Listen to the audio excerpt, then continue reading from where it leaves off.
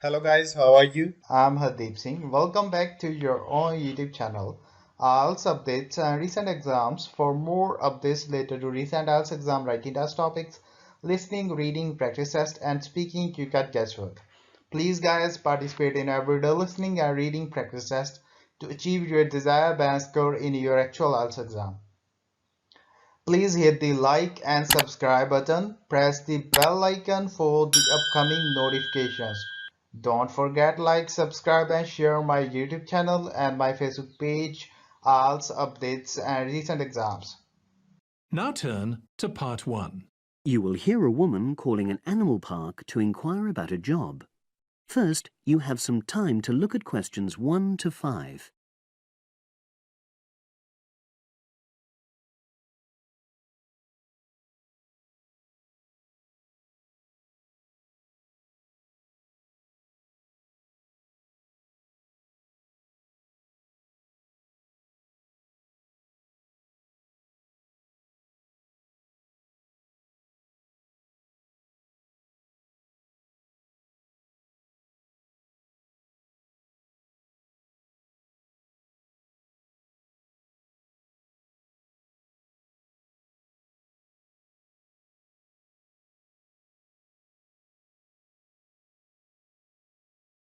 Now we shall begin.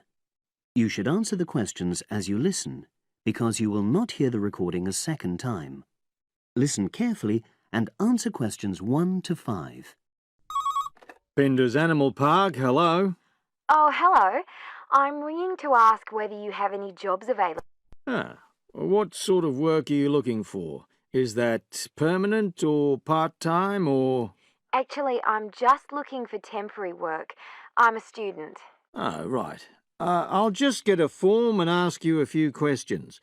Then I'll pass your application on to our recruitment section. Is that okay? Fine, thank you. So, starting with your name. It's Jane Lamerton. Is that Lammerton? There's only one M in it. Oh, right. And your address? It's 42 West Lane. Right. And is that in Exeter? Yes. Okay.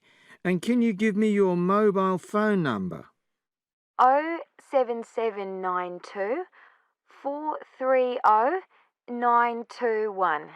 Right. Now, the next thing is, when are you available to start work? I finish college on the 8th of June. That's in 3 weeks' time. But I can't start work till the 11th because I've got a hospital appointment on the 10th of June. No problem. Now, I need to ask you a few questions about the type of job that might be suitable. Do you have any particular kind of work in mind? It doesn't necessarily mean that you will get work in the field that you want, but I can record your preferences. Well, I'd do anything. And I have worked as an assistant animal keeper before, when I was still at school. But I'm studying at a catering college now, and I'd really like to get some experience as an assistant cook if possible. Right. So that's your first choice. Have you done that kind of job before? No, but I've helped my aunt sometimes. She runs a cafe in Exeter. Would you say you've got any relevant skills then? Well, I'm used to using the kind of equipment you usually find in a kitchen. Before you hear the rest of the conversation, you have some time to look at questions 6 to 10.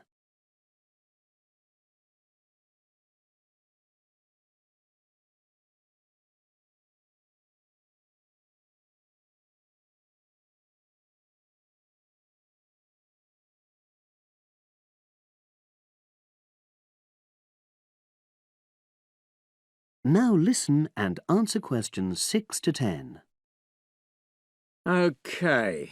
And I know you're still studying, but do you already have any qualifications related to that kind of work? A hygiene qualification, for example? I haven't, no, but I've got a certificate in food handling. I did it before I decided to become a full-time student. Fine. Okay. That means you wouldn't need any specific training if you did get the kind of work you wanted. But you'd have to do a short course on first aid. All our new employees do that. It just takes half a day, and most people find it generally useful. Oh, yes, I'm sure it is. Well, that's about it, really. Oh, just one last thing. Can you give me the name of someone who would give you a reference, like a previous employer or... Oh, yes. You can put Dr. Ruth Price. Okay. Is that one of your college lecturers? She's my college tutor. She's known me for over 2 years, and I'm sure she wouldn't mind. In fact, she's given me a reference before. Fine. We'd probably contact her by phone. Do you happen to know her number? I've got it on my phone, yes. It's 0208 685 114. That's a landline. Good. Well, as I say, I can't promise anything, but I'll pass your application on, and you should hear in a few days. Is there anything else? Just one thing. I suffer from a particular type of colour blindness, and sometimes employers have to make special arrangements for that. Okay, I'll make a note of that. It won't be good that you've made us aware of it. You can provide us with more details if you're offered a job. Okay. Thanks very much. Bye. Bye. That is the end of Part 1. You now have 1 minute to check your answers to Part 1.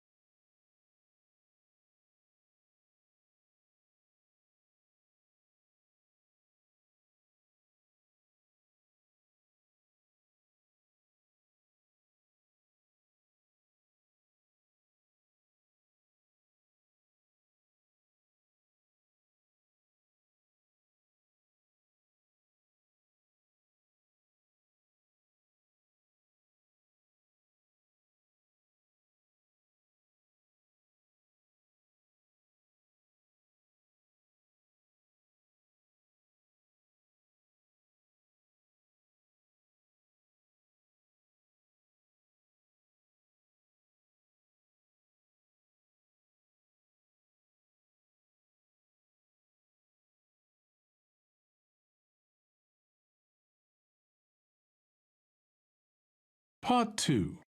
You will hear an audio guide introducing visitors to a museum. First, you have some time to look at questions 11 to 15.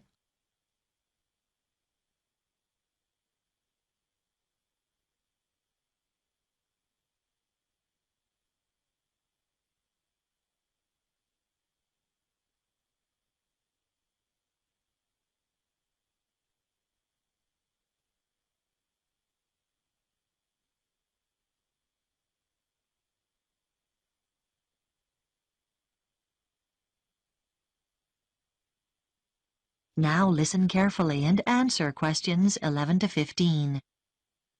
Welcome to the Global Museum, located at the heart of this truly multicultural city, which is home to more than 60 different nationalities. The museum has a number of exciting displays and exhibitions, and this audio guide is designed to help you make the most of your visit. Altogether, the museum has 18 different galleries, and this season sees the opening of 3 new exhibitions. We recommend that you begin your tour by visiting this season's highlights. The Heritage Clothes exhibition is located in Gallery 5 of the museum. People who live in the area have spent 2 years preparing this exhibition, which brings together some of the fascinating garments traditionally worn in their own communities. They research the history of their community's clothing traditions and the customs and rituals associated with them. Altogether, 16 countries are represented, from Ghana to Korea, from Turkey to Nepal. The photographs that accompany each display case were taken by some of the City College students who are studying design and show the clothes being modelled by the real people who wear them in the course of their everyday lives. Another highlight this season is the exhibition called Toys from the Past, which can be found in Gallery 9. This exhibition, which will appeal to people of all ages, is on tour throughout the country and will be here for 10 weeks only. The exhibits include dolls made over 100 years ago with beautiful porcelain faces and, in some cases, real hair. The collection covers the favourite toys such as wooden train sets from many different generations and provides plenty of interest for children and adults. The gigantic board games, which are laid out on the gallery floor, are one of the most popular activities in the exhibition and should not be missed. This exhibition concludes with a special display of miniature toys. These small objects are on loan from countries all over the world and in some cases measure no more than a few centimetres. There's a tiny car made from matchsticks, a toy aeroplane complete with pilot and passengers made out of seashells, and some exquisite little buildings no higher than 4 centimetres. Before you hear the rest of the talk, you have some time to look at questions 16 to 20.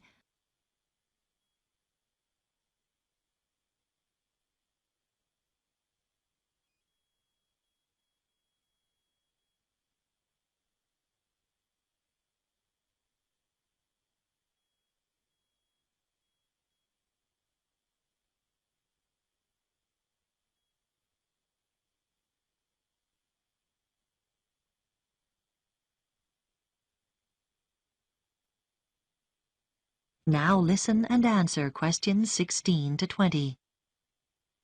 The final gallery highlight of the season is the Biscuit Gallery, at number 15. Many years ago, this city was famous for its biscuits, although today the factory no longer exists. Did you know, for example, that before biscuits were packed in paper or cardboard boxes, biscuit tins were fashion items? The factory made tins, round, square, triangular, hexagonal, for a whole range of different occasions, to celebrate national events, festivals, famous faces and so on. One fascinating display deals with people's favourite biscuits. There are sweet biscuits and savoury ones, biscuits filled with jam and biscuits filled with currants, biscuits with pink, yellow and white sugar icing, or coloured sugar flowers. When the factory finally closed, it announced that people's favourite biscuit was not, as you might expect, a chocolate biscuit or one filled with jam and cream, but a plain, savoury one which was eaten with cheese. When you get to the end of the exhibition, there's an entertaining hands-on activity to fill your own biscuit tin.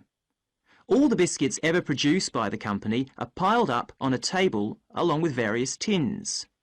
The biscuits are made out of thin pieces of wood, but the weight, colours and shapes replicate the original biscuits. Your job is to fill a tin with biscuits so that when the lid is taken off, they sit there as neatly as they did when the job was done by machine. It's not as easy as it looks. If you would like to buy a memento of your visit, there is a museum gift shop selling postcards, souvenirs and handmade pottery next to the information desk on the ground floor. And finally, if you don't want to carry your coats and bags around with you during your visit, please make use of the free lockers provided by the museum. Enjoy your visit. That is the end of part 2. You now have 30 seconds to check your answers to part 2.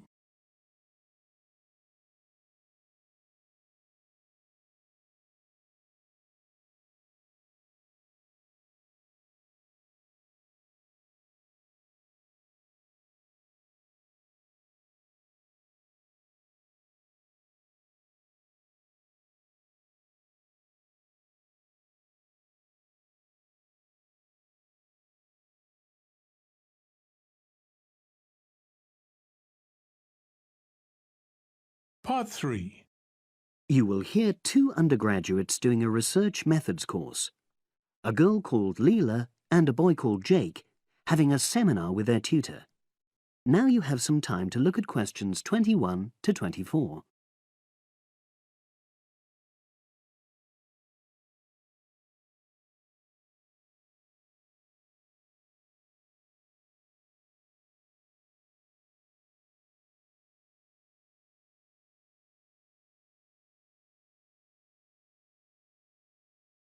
Now listen and answer questions 21 to 24.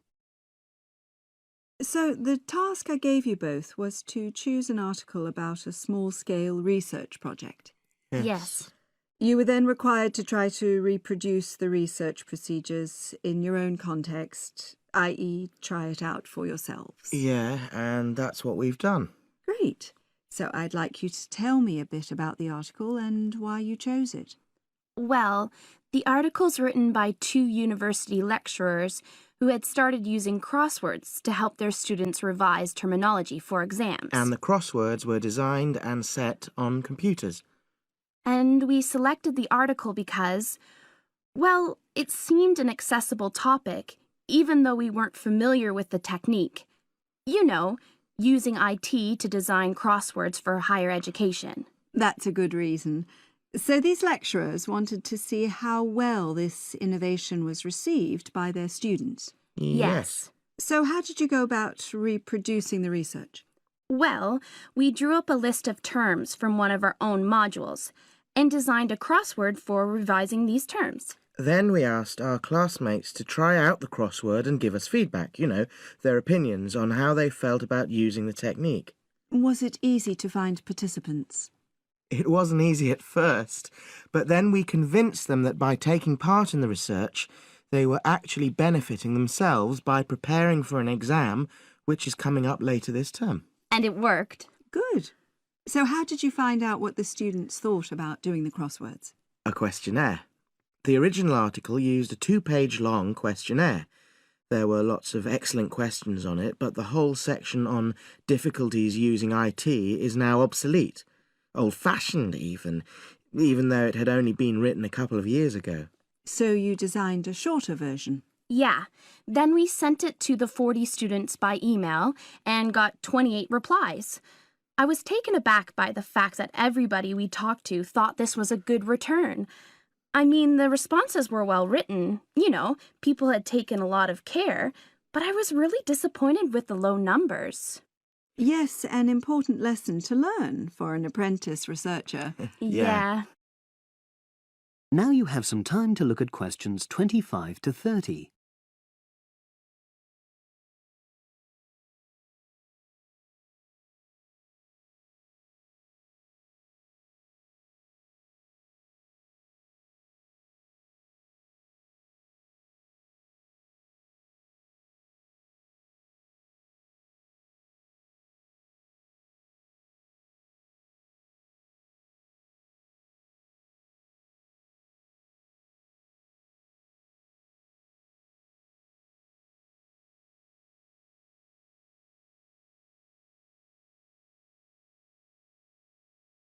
Now listen and answer questions 25 to 30.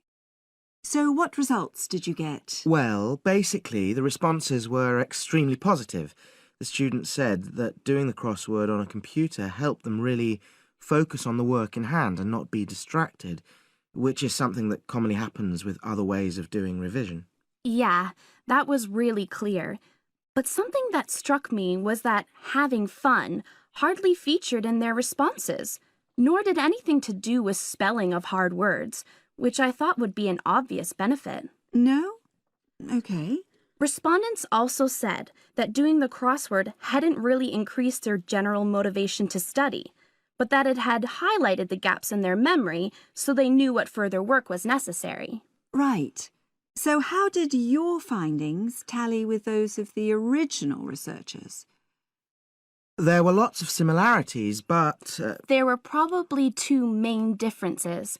We found that more males than females liked the technique, whereas the original study found the reverse. Also, our respondents said they wouldn't mind doing a crossword as a final official exam, whereas in the original study, students said they would hate doing it even if it meant having a shorter test. But of course, both sets of respondents said they'd be interested in doing more crosswords for informal purposes, revision, and so forth. Right. So let's have a think about the whole project and what you've learned from doing it.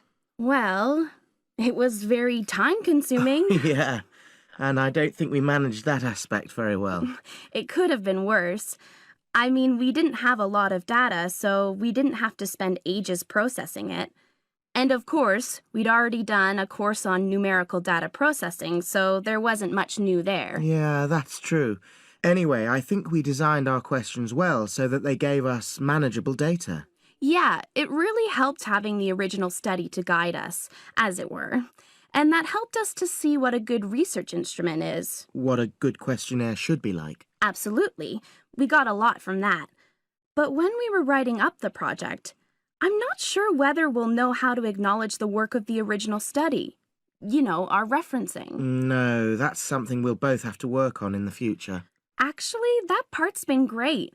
Finding ways to share and support another person. That's the real plus from the project, learning ways to do that. Well, it's obviously been very successful. That is the end of part 3. You now have 30 seconds to check your answers to part 3.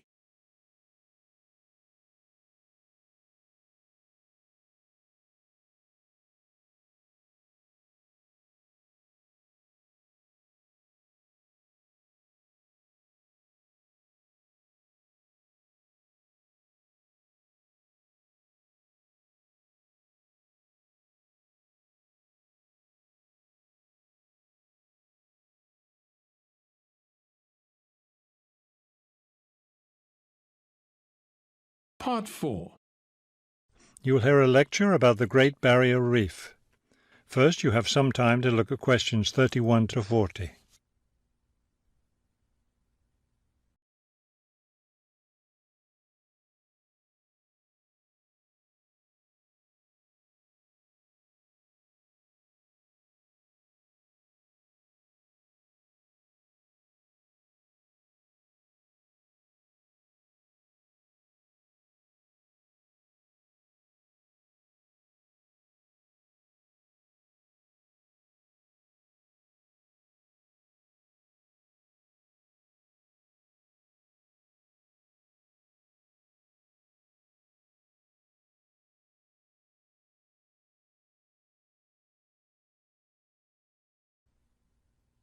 Despite its name, the Great Barrier Reef isn't just one large coral reef.